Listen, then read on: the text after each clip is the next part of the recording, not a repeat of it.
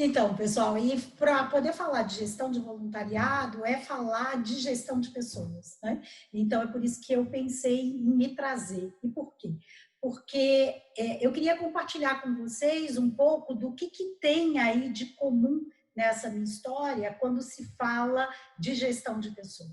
Então, hoje eu faço a gestão de voluntários na Associação Brasileira de Recursos Humanos, que é uma associação sem fins lucrativos, né? Eu tenho comigo hoje, entre diretores que estão diretamente comigo e mais os voluntários que atuam nas equipes de cada diretor desse, 35 pessoas ao todo. A BRH é uma empresa como outra empresa qualquer, né? Ela tem conselho, ela tem planejamento, ela tem orçamento, ela tem dilemas. Bruna vai ouvir de novo falas minhas que eu faço o tempo inteiro junto aos voluntários. Ela tem as mesmas mazelas que qualquer organização, né? E eu preciso dar conta disso. Eu estou desde 2016 na presidência dessa associação. A presidência é uma posição eleita, esse presidente ele pode ser eleito até 2 vezes, eu estou no meu 2º mandato, por uma questão de gestão de pessoas, e que eu quero falar disso para vocês, não por uma opção minha, né, mas por uma questão que está relacionada a gerir gente. Só que gerir gente não foi a minha primeira experiência como a BRH, né? Eu tenho uma experiência na vida organizacional remunerada, por 20 anos eu tive uma vida executiva, desses 20, 14 foram gerindo pessoas. Eu cheguei a trabalhar com equipes remotas, eu tinha equipes do extremo sul do Rio Grande do Sul ao extremo sul da Bahia, né? Assim como todo mundo que vai crescendo dentro da organização, eu fui vivendo todos os dilemas de gerir gente em épocas distintas da carreira, em épocas distintas da vida organizacional e da vida social. Então, inclusive, quando eu tive o meu maior nível, né, numa indústria, era uma indústria de celulose, que era a FIB, e eu achei que naquele momento eu teria resposta para tudo e todo mundo ia fazer tudo aquilo que eu imaginava que seria feito. O mundo estava virando pelo avesso, porque era 2010, 2011, né? E eu brinco que naquela época eu achei que eu ia ter uma sala enorme, uma cadeira de rodinhas, e o que eu tinha era um aeroporto, porque eu tinha equipe de um extremo sul ao outro extremo sul, e eu descobri que era preciso desenvolver uma série de habilidades para conseguir conectar aquelas pessoas com o que eu precisava que fosse conectado, né? E eu não via essas pessoas, ver olho no olho, né? Eu não estava com essas pessoas no tempo inteiro. E eu tenho também uma outra experiência que eu exerço de forma menos presente desde 2005, mas desde 2013 intensamente, que é a vida docente. E que também passa por gerir pessoas, porque não tem desafio maior, e era o que eu e Juliana estávamos conversando aqui, antes de todo mundo chegar, não tem desafio maior do que você conectar indivíduos a um propósito, né? Então, assim, eu decidi me trazer e não trazer um PowerPoint, não trazer coisas tão claras, porque acho que o que eu vou trazer aqui para vocês é um pouco dessas 3 histórias, né? Então, assim, quando eu olho para essa vida organizacional executiva, quando eu olho para essa vida docente, e quando eu olho para a minha vida voluntária, isso é porque eu não disse a vocês que quando eu era adolescente, eu presidi os grupos de jovem do Rotary Club, né? Mas era um voluntariado completamente diferente, porque era um voluntariado mais assistencial mesmo, né? Eu fui presidente do primeiro clube de Rotary da minha cidade, eu tinha 13 anos de idade, eu não sabia o que era Rotary, porque quando eu falo isso as pessoas devem pensar, ela veio do berço dourado. Não, eu morava na periferia, eu morava na Baixada Fluminense, no Rio de Janeiro, então não. Mas eu presidi o primeiro clube de jovens de Rotary sem ser filha daqueles rotarianos, né? E fiz isso por 3 anos. Então, eu acho que tudo se relaciona, mesmo sem ter tanta clareza disso, né? Então, assim, eu acho que todas essas experiências me fizeram, ao longo desse tempo, estudar, mas, acima de tudo, praticar uma questão que é central, que eu acho que é o que move todo mundo que está aqui, todos os que não estão, mas que nesse momento precisam estar com pessoas e fazer com que pessoas façam coisas, é como é que eu conecto pessoas aos objetivos de uma organização. Né? Então, na sala de aula, eu preciso conectar aqueles jovens para que eles entreguem alguma coisa, né? Na ABRH eu preciso conectar aquelas pessoas para que elas entreguem algumas coisas. Na minha vida organizacional eu precisava o tempo inteiro trabalhar para conectar essas pessoas para que elas pudessem entregar algumas coisas. Então, na verdade, eu estou falando do chamado resultado, que é o que move as vidas organizacionais, né? E que eles são obtidos de diferentes formas, por diferentes motivos, mas no fundo, é resultado. Quem me ouve falar sobre a BRH atualmente, eu digo assim, olha, eu já disse isso para vocês, inclusive, porque isso é tão forte para mim, porque não me contaram isso quando eu assumi a BRH, ninguém me contou que a BRH era uma empresa como outra qualquer.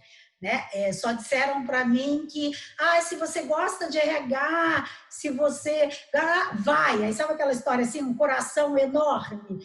Uma das primeiras coisas que eu tive que fazer foi botar o coração de lado, porque se eu ficasse com o coração, eu tinha quebrado a organização, até porque Bruna sabe dessa história. Quando eu assumi a BRH era 2016, eu tinha 40 mil reais em caixa, esse dinheiro servia para 5 meses de ABRH, tendo essa associação uma sede própria, num prédio para lá de top, que alguém decidiu instalar e comprar aquela associação ali, botar aquela sala ali, que até hoje eu me pergunto para quê. Né? Eu tinha empregados com vínculo CLT, então uma baita de uma responsabilidade. A única coisa que eu deixei de ter foi sono, porque eu não conseguia dormir, porque eu descobri que toda essa confusão estava vinculada ao meu CPF. Né? E que se desse chabu, era meu CPF que ia. Bruna também conhece. No final das contas, eu sempre pensava, caraca, é o meu CPF. Se vocês entram na Receita, tá lá, BRH é minha empresa até final de 2021. É muito doida essa história, né? Enfim, então eu também tinha que buscar esse resultado.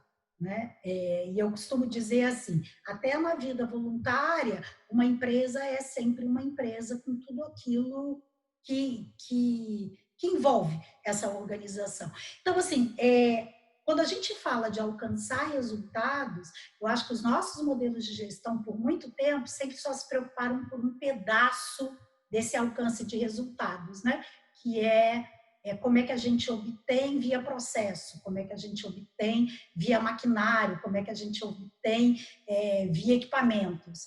E é muito recente a nossa preocupação genuína em discutir como é que a gente obtém resultado pelas pessoas, porque é só assim. E aí o que eu costumo dizer também é que o trabalho voluntário deixa isso escancarado. Eu acho que qualquer organização só alcança resultado por meio das pessoas, porque somos nós, humanos, que somos capazes de entregar isso. Mas eu acho que, por exemplo, numa indústria onde eu trabalhei por 17 anos, a própria condição dessa indústria acaba meio que ofuscando o lugar desse humano. Mas no trabalho voluntário não tem jeito. Né? Na ABRH não tem jeito, é humano. Se não tiver humano, não tem jeito. Eu descobri que como é que eu vou dizer? Essa questão de fundamental do humano ainda na vida organizacional, quando eu saí da indústria, eu fui para o varejo. Os meus 3 últimos anos de vida executiva, ela se deu no varejo, e ali para mim ficou tão claro que quando não tem humano não tem nada, porque não adiantava uma baita de uma estratégia comercial, sabe, gôndolas super bem organizadas, né? Uma baita comunicação, se o time de vendas não entrasse em ação como deveria entrar. Né? E eu dentro dessa organização, como eu vivi uma crise também, porque as crises sempre me acompanharam, né, econômicas, enfim, e aí as organizacionais, como eu estava dentro dessa organização, quando ela estava em declínio, eu vi que foi esse time, mesmo já não tendo mais tantos produtos, tantas gôndolas tão cheias, ainda assim eles mantinham a organização com a força do trabalho deles. E aí, nessa época, eu já estava na BRH como voluntária, mas não na liderança desse time, e isso foi ficando cada vez mais claro para mim, né? Então, assim, quando eu olho para a gestão de pessoas, né? Assim, na verdade, quando eu olho para resultados, eu olho quão importante é efetivamente qualquer organização, seja ela do tamanho que for, da natureza que seja, enfim, dos recursos que tenham, do cuidado que é preciso ter com pessoas, daquilo que a vida da gestão convencionou chamar de gestão de pessoas, né? E aí, isso me leva para, como é que eu vou dizer, para a teoria, porque ao longo da minha carreira, como eu caminhei nesses dois lugares, eu não consigo ir lá e dizer, olha, gestão de gente é isso pelo senso comum, né? Quando eu olho para a literatura, dentre as diversas definições que se tem para a função de gestão de pessoas, tem uma que eu gosto muito, que é do professor Joel Dutra, que ele diz assim, a função de gestão de pessoas é a função que alinha, que precisa alinhar por meio de políticas, de métodos, de processos e de ferramentas, objetivos individuais aos objetivos organizacionais. É isso aí, né? Isso é gerir gente dentro dessa função. Assim como gestão de marketing deve ter lá uma definição, assim como gestão de materiais tem uma definição, gestão de produtos, de processos, essa é uma das, né, como eu falei, mas essa é uma que, para mim, fala de uma maneira muito significativa, né? Então, daqui, voltando para trás do que eu disse, pessoal, como conectar pessoas para que os resultados sejam entregues, né? Seja numa organização que tem fins lucrativos, seja numa organização que não tem esse propósito, seja uma organização que é a casa da gente, eu diria assim, essa função ela precisa existir. Como é que eu alinho os objetivos individuais aos objetivos organizacionais? Quando eu dou aula sobre isso, e quando eu estou com um quadro, eu costumo brincar para mostrar a complexidade disso, listar um monte de CPF no quadro e botar um único CNPJ. Aí já mostra que tem, assim, é muito complicado, né? Porque humanos são únicos, né? E aí eu acho que o CPF nos ajuda a compreender isso. Não tem ninguém com CPF repetido, porque se tiver é fraude, né? E como é que a gente quer conceber que há humanos que tenham expectativas iguais? Não existem, né? Então eu acho que o grande desafio de quem está do lado de cá, que é a pessoa jurídica, é como é que você acolhe tudo isso, compreende tudo isso e transforma isso. Ah, coisa linda, olha lá. Ei! Bom dia! Ei, você quer? Fala bom dia. Fala bom dia. E como é que então você acolhe tudo isso e transforma isso em processos, em políticas e ferramentas? E aí então, como é que faz? E aí, para poder responder isso, como fazer, eu trouxe para vocês um pouquinho do como a gente faz na BRH, como eu venho fazendo junto com o meu time na BRH. E, de novo, lembrando, essa não é uma verdade absoluta, isso faz sentido para a gente, né? Mas também já alertando a vocês que se a gente vai aos livros de gestão de pessoas, não tem nada diferente aqui, né? Porque, na verdade, a literatura fala disso para a gente, só que a gente sabe que entre a sofisticação mental e a dor da prática tem uma distância enorme, justamente porque os personagens disso tudo não são máquinas, são pessoas, né? Então, assim, como é que faz? Eu acho que a primeira coisa, eu até listei aqui para eu não esquecer, é o interesse genuíno por pessoas.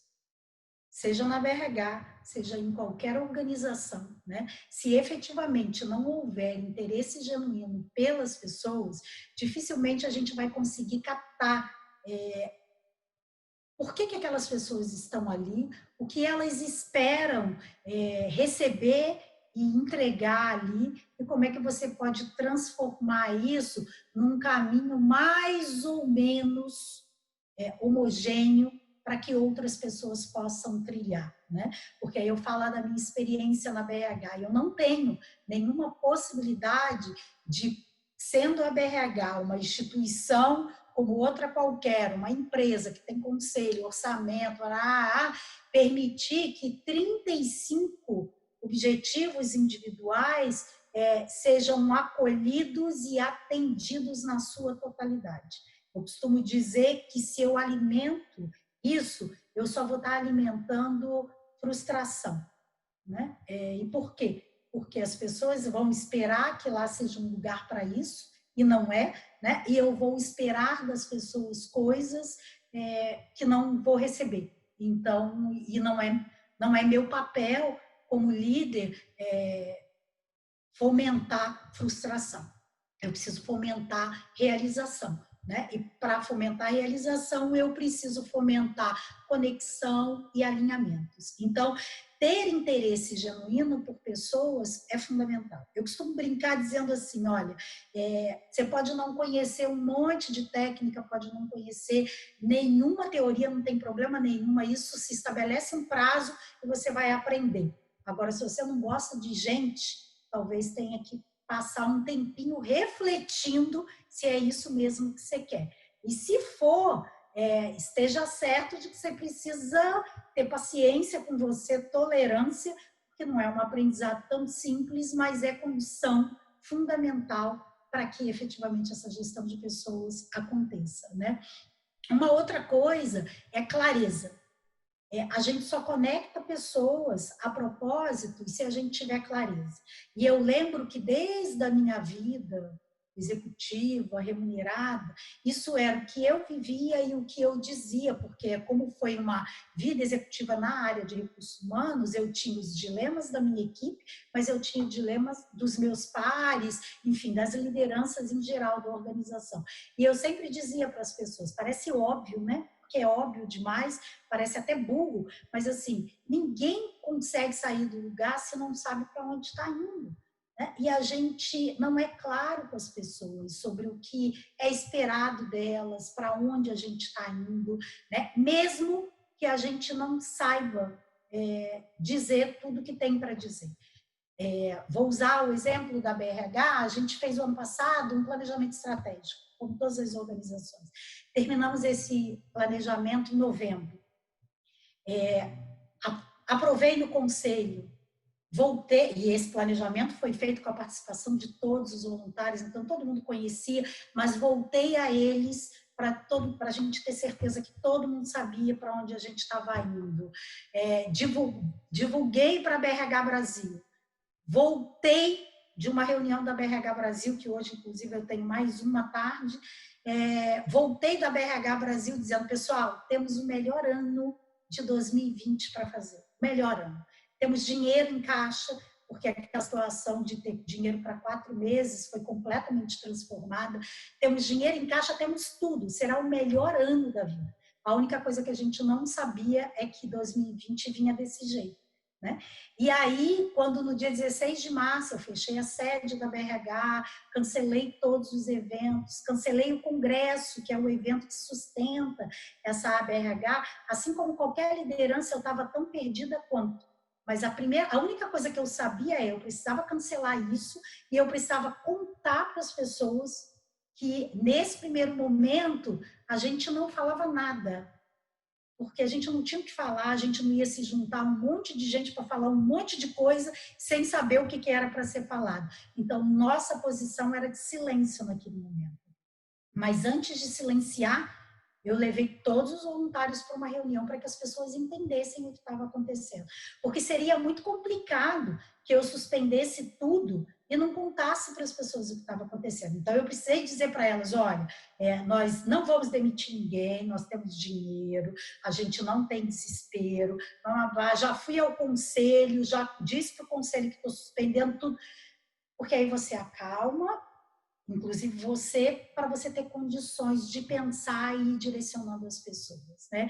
Então, de reuniões, por meio de grupos de WhatsApp, por meio de vídeos muito pequenininhos, a gente alimenta o tempo inteiro essa comunicação. Então, clareza é algo que é muito importante. A Bruna já foi uma diretora executiva da BRH e ela sabe que eu cobro isso insistentemente dos nossos diretores, né? E por mais são da área de recursos humanos, e eu digo para vocês que tem uma distância entre a sofisticação mental e a dor da prática, né? A gente faz isso nas nossas empresas e a gente esquece de fazer isso no trabalho voluntário. Então, eu sou implacável, para não dizer com a palavra mais feia possível, eu sou chata, eu sou enjoada na cobrança dos diretores mas você falou isso para o seu time, você tem informado, porque as pessoas não podem saber. Eu costumo dizer que não dá para andar de vendas, né? Porque a gente corre o risco de se machucar. Então, precisa ter clareza do que está fazendo, né? E se tem clareza, tem um outro ponto que eu acho que é fundamental destacar, que é a transparência. A gente precisa ser transparente. Como toda organização, tem coisas que a gente nem sempre pode falar naquele momento. Então, para vocês terem uma ideia, o Congresso, quase desde o início a gente tinha certeza que a gente teria que cancelar o nosso congresso. Mas eu não podia dizer isso para os voluntários. Por quê? Porque estamos cheios de visitante aqui. Porque eu tinha fornecedor. Eu tinha pessoas que foram contratadas para trabalhar no congresso, eu tenho patrocinador, tem uma estratégia por trás disso. E essas pessoas tinham que, primeiro de tudo, saber por nós e dentro de uma estratégia. Então, 100% dos voluntários sabiam que o congresso seria cancelado? Óbvio que não, né? Mas 100% dos voluntários souberam que o congresso seria cancelado antes que qualquer outro indivíduo ligado à BRH soubesse disso. É inadmissível que eles soubessem depois, ou soubessem igual. Né? Por quê? Porque eu estou movendo essas pessoas num propósito. Né? É simples fazer isso? Não. Né? Principalmente quando a gente fala de um trabalho voluntário, que concorre com tantas outras coisas da vida da gente. Mas é por isso que o primeiro ponto que eu falo de que tem que ter interesse genuíno pelas pessoas. Porque o interesse genuíno efetivamente gera respeito, né? O respeito gera efeito genuíno, não sei quem é que vem primeiro, enfim, não importa, mas eu sei que estão assim, diretamente relacionados e eu preciso lembrar disso o tempo inteiro. Clareza e transparência passa também, por exemplo, na gestão dos voluntários em feedback. Né? Eu costumo praticar isso com muita tranquilidade. Eu costumo brincar dizendo que depois de 2016 eu entendi, por mais que eu tenha estudado anos gestão de pessoas, por mais que eu tenha sido gestora de pessoas numa vida remunerada, mas a ABRH me ajudou a ressignificar efetivamente e praticar o que é feedback. Né? Eu conheci ao longo da minha trajetória profissional o Paulo Gaudense, que era ele faleceu há 2 anos atrás, um psiquiatra que trabalhava com análise organizacional e análise, trabalho terapêutico individual. E ele tem um livro que se chama Man at Work, né, que é o amor nas organizações, e ele diz, um dos capítulos desse livro é sobre feedback, e ele diz que feedback é a demonstração de amor nas organizações. Se eu efetivamente me interesso por alguém, o que eu posso dar a ela é um feedback, porque eu posso ajudar a crescer. Né? Isso é o que mais ocupa o meu tempo na vida voluntária, né? Uma ligação salva vidas, eu costumo dizer, né? A gente redireciona pessoas e, no caso da BRH, eu sempre digo, né? É para além da BRH. Porque as pessoas ficam preocupadas e dizem assim, não, Kátia, mas isso não vai acontecer de novo. E eu digo assim, olha, eu tô pouco me importando com a BRH, porque é para a vida, porque eu sei que, por exemplo, as minhas mazelas, eu tendo a repetir os meus comportamentos da BRH. E eu percebo que isso acontece com todo mundo, né? Então, se a gente consegue aprender isso lá naquele espaço, a gente certamente vai ser melhor em todos os outros espaços. Então, liderar um time de voluntários implica em necessariamente querer, ter gosto e saber conceder feedback. Eu morro de pena porque essa palavra, no nosso linguajar, ela tomou um caminho completamente diferente, né? Mas é clareza, é transparência e é comunicação em prol do desenvolvimento de alguém, né? É reconhecimento, assim como em qualquer organização, se eu estou movendo pessoas em prol de um propósito, a gente precisa ter estratégias de reconhecimento. No caso do trabalho voluntário, eu já entendi que reconhecimento é você deixar a luz ir para cima daquela pessoa, né? Infelizmente, as nossas organizações, de uma maneira em geral, elas ainda estão muito baseadas naquela estrutura antiga, piramidal, né? No caso da BRH, e não é a Espírito Santo, é a BRH Brasil, ela é presidencialista, isso é uma briga minha, né? Vice-presidente nesse sistema é quase que enfeite. No caso da BRH Espírito Santo, eu já venho há um tempo fazendo um exercício muito grande para que nem o vice-presidente seja enfeite, que dirá os outros, né, em que todo mundo tenha a voz. Então, o que é reconhecimento? É jogar a luz em cima dessas pessoas. Então, na BRH, por exemplo, existe sim um time de diretores que fala com a imprensa, e não sou eu só que falo, porque sou a presidente, né? Eu me dou o trabalho de ter uma listinha onde eu vou fazendo rodízio e todo mundo fala, né? Porque tem que falar. É claro que a gente não joga ninguém no fogo, então, assim, no ao vivo, não é todo mundo que vai, porque tem gente que não lida bem com ao vivo. No ao vivo é com alguém que é um pouco mais perigoso, no sentido de combina uma coisa e pergunta a outro, não vai. A gente já sabe quem é que está preparado, né, para essas puxadas de tapete. Mas aí pode parecer, Kátia, isso é importante? Claro que é, né? Num evento, sobe no palco para dar as boas-vindas, né? Faz uma diferença enorme. Ontem nós abrimos um trabalho, mais um grupo de estudos nosso, mas diferente de todos os outros, era o primeiro grupo de estudos online, estava todo mundo com medo, todo mundo preocupado, nós abrimos o primeiro, eu fui convidada para fazer a abertura. Que diferença faz no meio daquelas pessoas, ao final, antes de ir embora, reconhecer a voluntária que estava à frente daquilo e dar a ela, né, todos os méritos, porque as pessoas acham que tudo que acontece na BRH fui eu que fiz, pelo amor de Deus. Se eu fizesse isso, eu não estava trabalhando, né?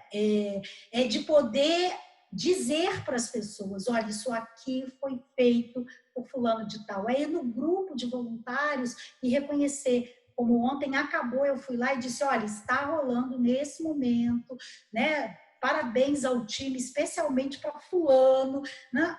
Acho que isso eu sei que as pessoas se sentem bem assim, então reconhecimento é fundamental. Ter uma inscrição gratuita para receber alguma coisa, porque as pessoas querem conceder isso para mim, vou usar, mas para dar para outros. Isso é reconhecimento, é você, de fato, compartilhar os méritos desse trabalho, né? E o desenvolvimento, de uma maneira em geral. No caso da BRH, a gente criou um espaço voltado para o desenvolvimento do voluntário, chamada Escola de Voluntários, né? Ela é opcional, ela é optativa, é por adesão. E qual é o nosso objetivo? É dar a essas pessoas a oportunidade de terem um espaço para discutir temas que são relevantes ao trabalho voluntário, mas que, diferente de tudo aquilo que a gente discute, aberto para todos os associados, esses temas são específicos para eles. né? Então, a escola de voluntários é uma coisa super importante para a gente. O Clube do Livro, a gente está lançando hoje mais um livro, dizendo às pessoas, nós vamos discutir em agosto.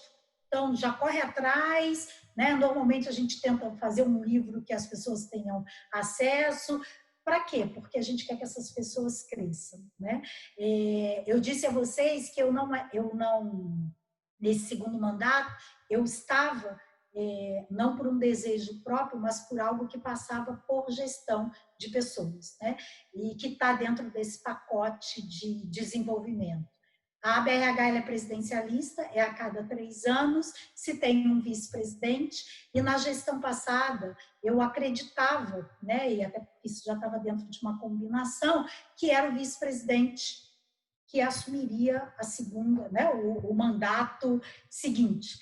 E aí talvez eu tenha errado na compreensão de tudo isso que eu estou dizendo para vocês, né? Eu não tenha feito da melhor maneira possível e não tenha trabalhado para o desenvolvimento integral de todas as pessoas que estavam ali. O que aconteceu é que muito próximo da eleição, a Alessandra, que era vice-presidente, que estava sendo preparada para aquilo, e eu achava que eu estava no auge do meu trabalho de sucessão, desenvolvendo né, me comunicou que não ia ficar. Né? Não que não ia ficar na BRH, tá aí, trabalha pra caramba, mas que a presidência da BRH não caberia na vida dela para esse triênio. E o que aconteceu? Aconteceu que a gente olhava para os lados e não tinha quem tivesse preparado.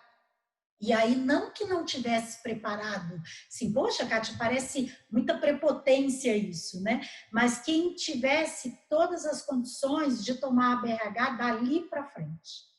Porque aquele grupo não merecia viver desafios de gestão tendo que dar alguns passos para trás. Por quê? Porque a BRH é muito mais do que organização de eventos. A BRH é conhecimento jurídico, contábil, tributário, e não existia mais tempo para dar todas essas informações, né? Então, o que aconteceu é que nós internamente discutimos, tivemos um outro arranjo, né? E hoje é tão claro para a Neide, que é a minha vice-presidente, ela está lá, tudo indica que ela quer, tem interesse, mas ela sabe que eu não trabalho mais com a possibilidade dela ser a única. Né? Então, a gente abre mais ainda as informações para que outras pessoas, se assim desejarem, possam entrar, né, numa sucessão natural. Ou seja, eu penso que a ABRH, usando dessas ferramentas, que não são todas as que a gente poderia usar, mas são as que nesse momento são possíveis para a gente de serem utilizadas, a gente trabalha para a conexão, né, dos objetivos individuais para esses objetivos organizacionais. Eu queria parar por aqui, porque eu acho que eu já falei para caramba, e deixar vocês perguntarem. Beleza. Obrigadão, Kátia. Vamos lá, deixa eu botar aqui primeiro. Vamos lá, galera. Quem quer começar? Vai, Cláudia. Você tá animadíssima. Vai. Cláudia é que fala menos, né? Nossa Senhora, meu braço não acompanhava, Kátia. Eu estava anotando tudo que você falou. Né? O meu papel aqui no grupo, né? na Pocante, é o Cuida Gente. Trabalho com humanização na saúde e, para mim, tudo que você falou, assim, me encheu. Então, obrigada. Né? Então, assim, uma coisa que eu fiquei muito curiosa, não sei, né, em relação a essa coisa da escola de voluntários. Eu queria que você falasse um pouquinho mais disso, não sei, eu queria entender o que a gente está num momento de construção de muitas coisas. E eu confesso, né, que às vezes eu falo, nossa, como é que a gente vai seguir? Então, esse momento de desenvolvimento para a gente é fundamental. Então, acho que tem tanto para ensinar, né? Falo sim, Cláudia, falo com todo prazer. Eu não contei para vocês, dentro desse aperfeiçoamento de gestão de pessoas dentro da BRH, eu fiz isso se refletir na nossa estrutura organizacional. não existe nenhuma seccional da BRH, nem a Brasil, e não existiu antes na história da BRH Espírito Santo uma diretoria de capital humano, e nós temos na seccional Espírito Santo. Tá? Por quê? Porque eu queria sinalizar, né, de que gente é importante, óbvio, né, para a estrutura dessa organização. Então, existe um diretor, uma diretora que cuida das estratégias para os nossos voluntários. E aí a Escola de Voluntários, Cláudia, surgiu nesse âmbito. Qual é o papel dessa diretoria? É pensar todas as estratégias possíveis para que a gente possa fazer a gestão do nosso voluntário. Então, nós temos, né, rodadas de conversas, os feedbacks são estruturados. A gente desenvolveu um roteiro para o diretor, né, Bruna? Bruna, como uma diretora executiva, sabe disso. Tem a data no período, aí alguém vai lá e diz, diretores executivos, está chegando a época. Como qualquer organização, o diretor meio que enrola para fazer, não prioriza, aí o diretor lá fica dizendo, você já conversou com a sua equipe? As mazelas são as mesmas, pessoal. Tem consolidação dos resultados, né? Tem reunião com o time de lideranças para discutir, né, as mazelas das lideranças, tem Clube do Livro e tem, Cláudia, a Escola de Voluntários. A Escola de Voluntários, ela foi uma sugestão de uma voluntária, não saiu da cabeça mágica de nenhuma liderança máxima da BRH, eu faço questão de contar isso, né? Eu fiz questão de gravar um vídeo com ela e levei para o Brasil, para que eles entendessem que foi dela que saiu a história, e ela trouxe a proposta da gente criar uma escola, então essa escola lá foi criada 2 anos atrás, a gente já rodou 2 edições. Esse ano a gente ia rodar o que os voluntários apelidaram de MBA dos voluntários, mas que meio que estacionou por conta disso tudo que a gente está vivendo, e aí a gente está reprogramando para ver como está acontecendo. Mas existia um calendário com temas que passaram por ética e responsabilidade social corporativa. Bruna foi aluna, não foi, Bruna? Da primeira escola? Bruna foi aluna. Então, comunicação. Que mais, Bruna? Me ajuda aí a lembrar. Voluntariado, o próprio tema voluntariado. Ética, comunicação. Tentando lembrar aqui. Foram 7 módulos, não foram? 6, 7 módulos. Eram com avaliação e certificação. Avaliação e certificação. Tá? Quem eram os professores? Pessoas que nós convidamos. Então, eu lembro que as meninas da Yellow Blue, a Carol e a Ana foram palestrantes, o Bruno Félix da FCAP foi palestrante. A gente convidou algumas pessoas que voluntariamente foram para lá. Eles foram, né, as aulas aconteciam na BRH e eles foram, a primeira turma, para vocês terem uma ideia, eles foram certificados num evento anual da BRH de premiação das organizações. E eu usei um tempo para certificar esses voluntários. Por quê? Porque eu estava fazendo valer reconhecimento, eu queria que a sociedade capixaba, né, o grupo de recursos humanos capixaba compreendesse na prática o que é reconhecer, o que é desenvolver e o que é efetivamente ter um trabalho estruturado em qualquer dimensão de organização, seja ela qual for. No ano seguinte, a gente rodou a segunda escola. E o que ia acontecer esse ano? E aí, talvez, Cláudia, seja uma forma da gente retomar essa conversa. No nosso planejamento estratégico, ano passado, a gente definiu, um dos nossos grandes objetivos era devolver coisas que a gente já aprendeu, colocar para fora da BRH. E a gente definiu, porque no ano passado, em novembro, eu acho, num evento da ACACE, com a Fundação Martim Lutero, eles me pediram que fosse fazer uma palestra, um evento deles, sobre gestão de voluntários. E eu levei essa história que eu estou contando para vocês, estruturada, aí era um palestrão mesmo. E houve muito interesse pela Escola de Voluntários. E aí, isso foi em novembro, início de novembro, a gente estava na fase final do nosso planejamento estratégico.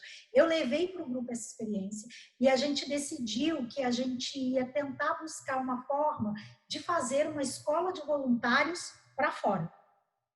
E aí a gente acabou conectando com a Cristina, que era superintendente. Lembra, Juliana, que eu te falei disso rapidamente? A Cristina, que estava como superintendente do Instituto Américo Braz. Isso. O Tiago, que eu acho que está até com vocês na rede. Existe um grupo que foi formado, então está o Tiago, a Luciene, a Cris, embora tenha deixado o Instituto, está lá, porque ela disse que quer ficar como voluntária. Estávamos desenhando, na verdade, foi desenhado uma escola de voluntários para fora. O lançamento dessa escola seria no dia 15 de abril, que ia ser lá no cinema, aqui no Shopping Vitória. Foi suspenso o lançamento. Eu acho que a gente meio que perdeu a articulação, porque nesse meio tempo a Cristina também saiu do Instituto, né? Ninguém retomou essa conversa ainda, acho que em função de todo esse momento que a gente está vivendo, mas nós não gostaríamos de deixar essa conversa morrer, né? Então, a gente pode voltar a falar sobre isso. Essa conversa ela não está sendo liderada pela diretora de capital humano, porque essa diretora ela cuida do para dentro. Ela está sendo cuidada pela Fabíola, que já foi diretora de capital humano, mas que nesse ano está cuidando de educação e trabalho. E a gente trouxe a escola de voluntários para essa diretoria, porque é o nosso papel de contribuir para a formação do trabalhador voluntário. Então, a Fabíola que está à frente disso. Então, vocês tendo interesse, depois eu posso pedir que a Fabíola faça contato e a gente converse um pouco mais. Ok? Obrigada. Nossa, muito queremos. E bom, eu acredito que todos, né?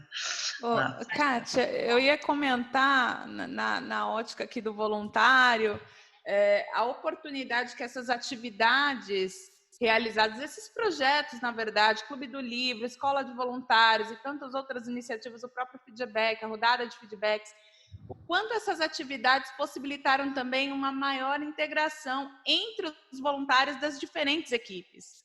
Porque nós estamos falando de quase 40 voluntários que estão ali ativamente nas suas iniciativas dentro da sua diretoria, que, por conta dos eventos, de alguma maneira, se encontravam, né?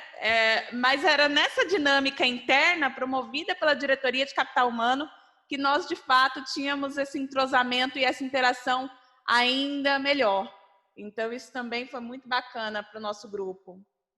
E aí a gente tem os eventos, né? Além das reuniões, 2 eventos de confraternização no ano, um no meio do ano, quando a gente aproveita para comemorar o Dia do Voluntário, né? E no final do ano, o encerramento das atividades, né? Por muito tempo, a gente, para fazer qualquer coisa, a gente pedia para as pessoas levarem alguma coisa, né? Porque a gente não tinha dinheiro. E é muito engraçado porque no ano passado, como a gente já tinha um conforto financeiro maior, eu fiz questão que a gente pudesse oferecer, tanto no evento do meio do ano quanto no evento do final do ano, a condição para que aquilo acontecesse. E eu ouvi depoimentos, principalmente no evento do final do ano, que a gente preparou uma ceia de Natal, um jantar, né? E as pessoas não tiveram que levar nada. E assim, gente... Sabe aquela história? Eu tive um chefe que dizia, né? Assim, você compra amendoim e quando é de coração as pessoas ficam super felizes. A gente preparou um jantar que deve ter custado R$1.000 e poucos reais, sei lá, né? Dividido pelo número de voluntários. E aí a gente convidou o conselho. Foi nada. E parecia que a gente estava entregando barras de ouro para as pessoas, sabe? As pessoas se sentiam... Estava bonito o jantar, sabe? Foi num lugar bacana. Então, assim, as pessoas super felizes e super agradecidas, né? Então, isso faz a diferença.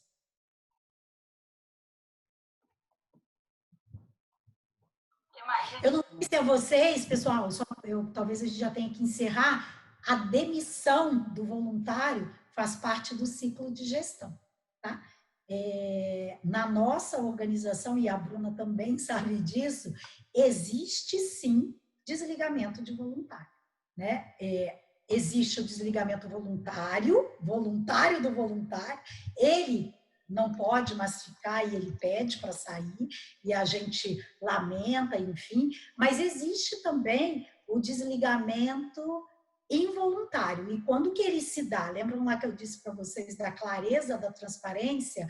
A gente tem, depois, se vocês quiserem, a gente pode mostrar um pouco mais dessas ferramentas, mas a gente tem diretrizes muito claras. Então, assim, minimamente, as pessoas precisam participar.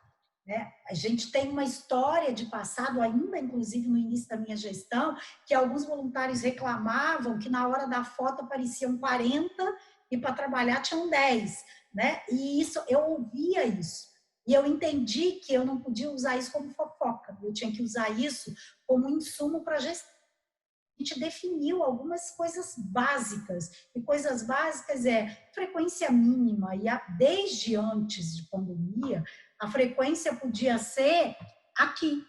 Quantas reuniões a gente já fez com gente aqui, a gente no final fazia a foto de todo mundo e fazia a pessoa aqui, porque ela estava ali, ela queria participar, né? Enfim, contribuir de alguma maneira. Aquele voluntário que começa a dar sinais de que não alcança, aí que você vê que, ou porque esqueceu da gente, porque mesmo sabendo que não vai dar conta, quer estar ali, a gente tem conversas muito claras, né? Eu brinco que hoje em dia eu sou expert em uma boa ligação ou num bom café, fazer a pessoa avaliar e ela vai embora ainda toda feliz, me agradecendo, né Bruna? Isso é piada interna, porque eu faço isso com uma tranquilidade, porque eu tenho consciência que a gente não escondeu nada de ninguém. Né? Nesse período, para vocês terem uma ideia, logo na primeira semana eu disse para o pessoal, aquelas regras nossas não estão valendo, nesse momento quem precisar desaparecer, vai em paz, porque precisa cuidar da vida, da saúde, da segurança, parará, parará. Passados 100 dias, a conversa começa a mudar. Por quê? Porque a gente agora já tem uma nova estratégia, temos uma nova forma, as pessoas estão podendo dizer como, minimamente, de alguma maneira, podem contribuir, né? A gente está procurando saber quem está como, vivendo o quê, enfim, estamos tratando isso de maneiras bem diferentes, né? Tem pessoas que precisam se afastar efetivamente, estão lá, e tem pessoas que simplesmente desapareceram, mas nem respondem, e a gente precisa entender o que é. Ok? Muito bom. Kátia, você tem que sair, né? Eu preciso. Eu te falei, né, que eu precisava sair. Eu vou virar abóbora 10 horas. Não tem problema. A gente vai continuar com a reunião operacional. Eu quero agradecer muito, muito, né? Na verdade, assim, pelo esse primeiro encontro, né? Quem não te conhecia, te conhecer. Quem já te conhecia, a gente fazer essa conexão, reconexão, né? Eu expliquei um pouquinho da Pocante para você, mas a gente vai ter a oportunidade de mostrar muita coisa e fazer muita coisa junto. A BRH já é parceiro da Pocante, né? Eu já peguei a sua assinatura e já botei ali. Não precisa de você, não. Porque Autogestão é assim, tá, Kátia? Autogestão é assim. Não precisa de você, não. Olha só. Não, da sua assinatura não, porque eu sei que tá bom. Já é acabamento já. Mas eu quero agradecer demais por dedicar esse tempo para a gente e para esse início dessa troca, que com certeza a gente vai ter muitas aí pela frente. Certo, Ju, eu que agradeço o convite, eu quero sim estar mais próximo, você sabe disso, e quero também, se vocês quiserem, outros espaços até para contar para vocês o que não dá certo, o que não funciona, né? Fazer uma gestão assim tem muita alegria, né? Eu tenho muito orgulho, tenho muita honra, mas tem muita lágrima também, viu, gente? Tem dia que e Bruna já ouviu, de dizer assim, olha, acho que não sou eu, mas o grupo já cansou, eu não tenho mais com que contribuir, porque, como eu disse a vocês, tem todos os dilemas e tem todas as mazelas de qualquer organização.